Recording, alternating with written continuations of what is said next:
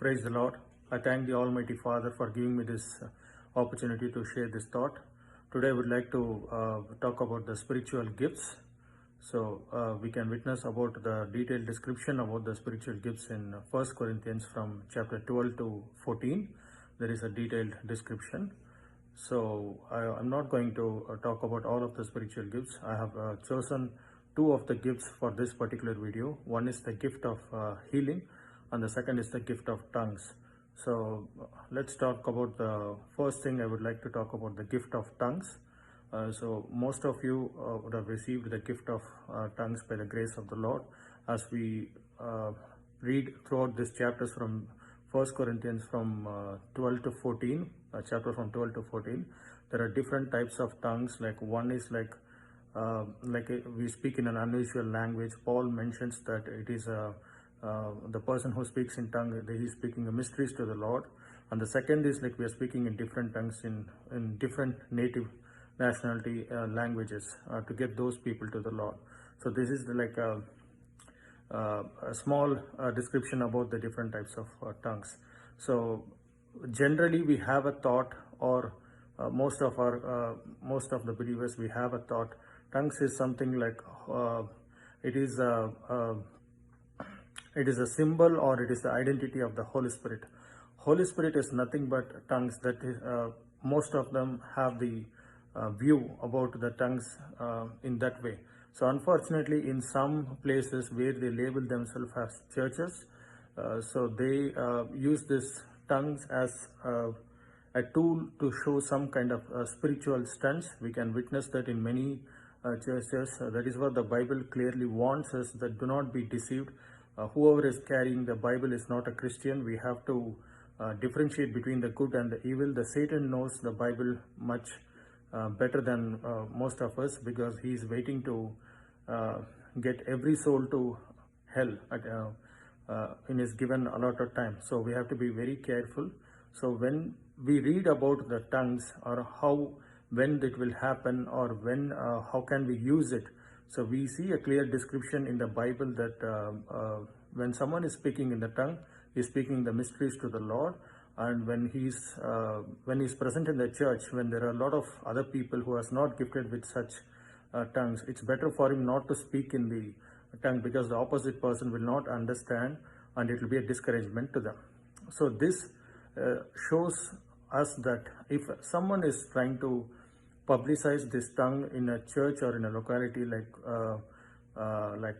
speaking in tongues, or rolling in the floor, or dancing, or smiling, or laughing, and they label all these activities that it is a symbol of a Holy Spirit, it is not true. It is a symbol of an evil spirit.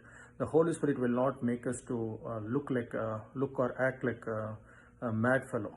So he wants us to be a child of God. He doesn't want to be in a mess. So we have to understand about these tongues. Unfortunately, even recently I had a conversation with one of the church pastor here regarding this tongues. So most of them have this view about the tongues. Tongues is nothing but something like it is gone. It is only present in the ancient days.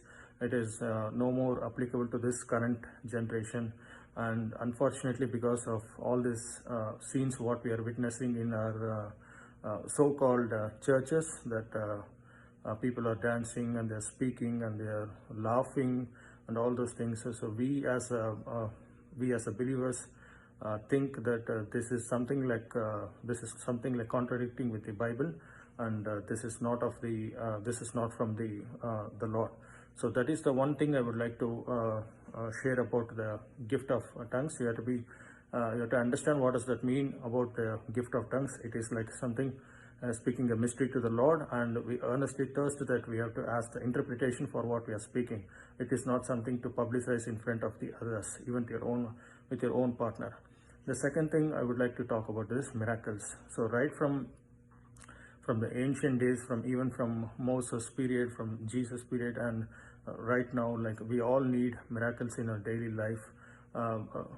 It doesn't matter about the size. We need miracles in our financial things, in our personal life, in our in our health, in our family, peace. We need miracles on a daily basis. So, regarding nowadays, one more thing what we have seen is some preachers or some people, they have a thought that miracles or miracles also, it's something like it has stopped in the Jesus period. It won't happen nowadays.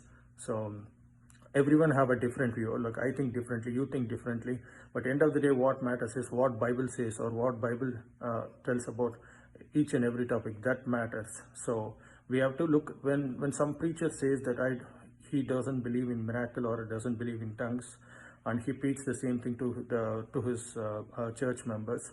So we as the believers, God is going to ask us the account based on the Bible, not based on our preacher.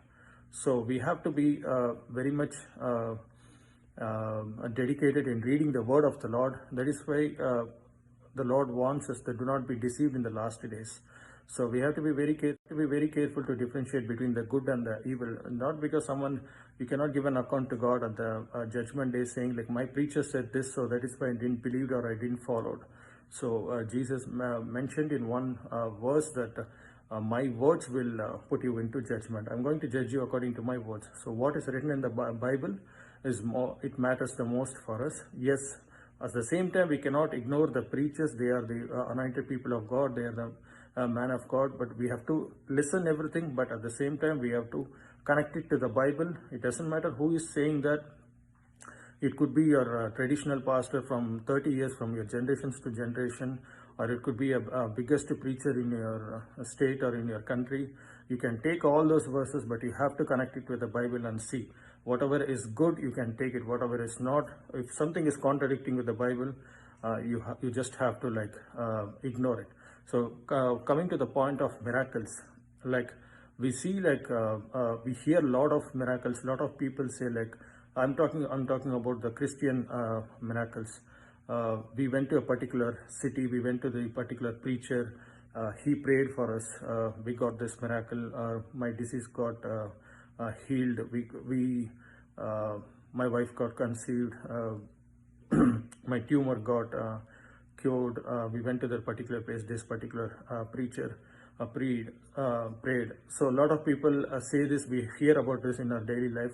And we see lots and lots of people visiting that particular prayer tower, or to that particular preacher, or to that particular city. So again, as I mentioned earlier, how does this relate with the Bible? So when we see in the Bible, like right from in the Moses and Aaron period in Exodus, when God told Moses to throw the rod to become a serpent, to show as a sign of finger of God to the Pharaohs, even Pharaoh's sorcerers and magicians did the same thing. So even today, when we see like a lot of people, especially the non-believers, they visit their so-called holy places and they proclaim that they received this miracle when they did something, or when they sacrificed something. So the miracles are some miracles are done by even the Satan to get this, to keep those people in his spot. So at the end of the day, we have to understand, when we receive a miracle or when we receive a healing or anything, whose name is being praised. Like when we see in Moses and Pharaoh's encounter, sorcerers used all those miracles to glorify Pharaoh. So the same thing even we are witnessing today. Like we have to analyze and see, by receiving that miracle, or by doing all those things, whose name is to be praised. Is Pharaoh's name is to be praised today, or the God's name has to be, God name is praised? So we have to analyze that and see. It's not, I'm not trying to say like we shouldn't visit or go to this particular kind of evangelist or preachers. So when we go there, when we go believing that the Lord will help me, the Lord will heal me. So when we receive that miracle, the great sign that that particular preacher is a man of God, is that that person will tell you, if you are going there for a miracle or to get some kind of healing, he will first tell you to repent from your sins. So he will tell you to turn back from your evil things, to correct something in your life, some mistake you would have done with or without your knowledge, or your someone you would have cheated, someone you would have hurted, someone you would have bothered a lot. he will try to collect the history, and he will tell you to ask the forgiveness and get back from your evil life or the evil habits. Then he will, since he is an anointed person of God, he will ask the Lord on behalf of you to, since you are weaker in faith, he will pray for you on your behalf and get the healing for you. So that the person who received the miracle, when he goes back and when he shares this message to their friends or their neighbors, so like what they are sharing is important. So like if someone else like wants to receive the miracle, so this is the way I think they have to share the thought to their neighbor. Look, I went for a healing to this particular preacher. That particular preacher told me that I have to leave all of my habits, or I have to ask forgiveness, or I have cheated someone, or I have taken money and I have lied to them. So I gave them I made a commitment to the Lord that I am going to correct all my mistakes and I'm going to turn back from my evil things.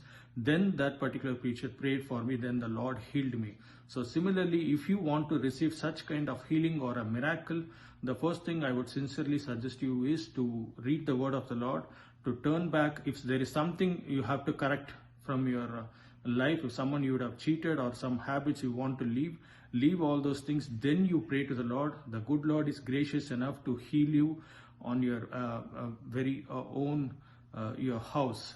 So that would be the great sign of receiving the miracle.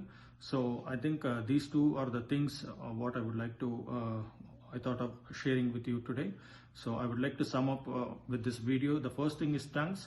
Tongues is nothing but, as I said, we are speaking the mysteries to the Lord. It is not something we have to publicize in front of the others. And it is one of the description of the Holy Spirit, how the Holy Spirit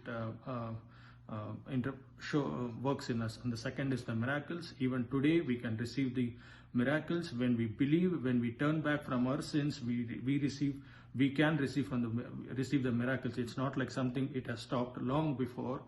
Because we believe in Jesus. If someone says that miracles are something like olden days, we still have oxygen, right? So the level of oxygen is still not reduced.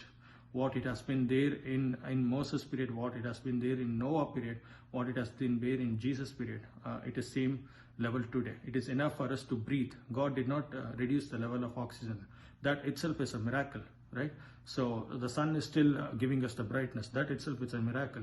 And we are still breathing. So you and me, we ourselves know that, our conscience know that how bad we are and how sinful we are. We don't deserve to live. We don't deserve to get saved. But still God, through His only Son, saved us through His holy blood.